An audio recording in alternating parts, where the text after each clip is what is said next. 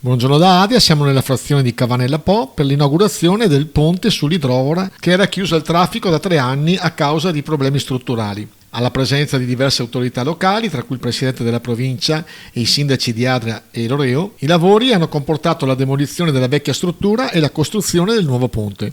Il costo totale del progetto è di 1.991.457 euro, finanziato dal Ministero delle Infrastrutture e dei Trasporti. Il consorzio di bonifica Digepo ha contribuito con 50.000 euro alla copertura di parte delle spese della progettazione definitivo-esecutiva.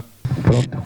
Grazie a tutti, oggi giornata importante, attesa perché sono 4 anni che questo ponte è stato interrotto e oggi grazie alla provincia, a tutte le amministrazioni, ma soprattutto alle persone che hanno lavorato per realizzare questa oggi siamo qui a inaugurare questo ponte che collega due realtà, una realtà piccola ma importante. Una volta c'era anche l'autodromo qua che purtroppo speriamo, visto che ci sono tante personalità, ringrazio naturalmente tutte le autorità civili e militari presenti per oggi qui, ed è un po' strategico perché collega praticamente la città di Portoviro con Adria, perché tutti quanti attraversavano questa strada. È un lavoro fatto con i tecnici, che poi ringrazio il geometra Barangon che è qui presente, l'ingegner Bonito che ha seguito attentamente i lavori, le imprese e gli operai che hanno lavorato fino a qualche giorno fa. Io ci passavo spesso per verificare lo stato dei lavori, ma ripeto, è molto importante la riapertura di questo ponte che ha penalizzato non poco di residenti di Cavanella e anche quelli di Loreo che attraversavano questa strada.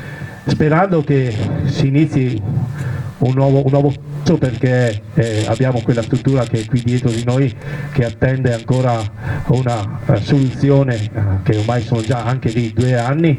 Questo ponte purtroppo, la chiusura di questo ponte ha creato anche la chiusura di altre piccole attività nella frazione di Cavanella Po.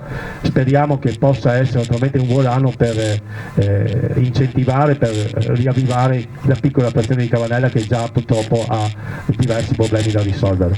Vi ringrazio veramente di cuore.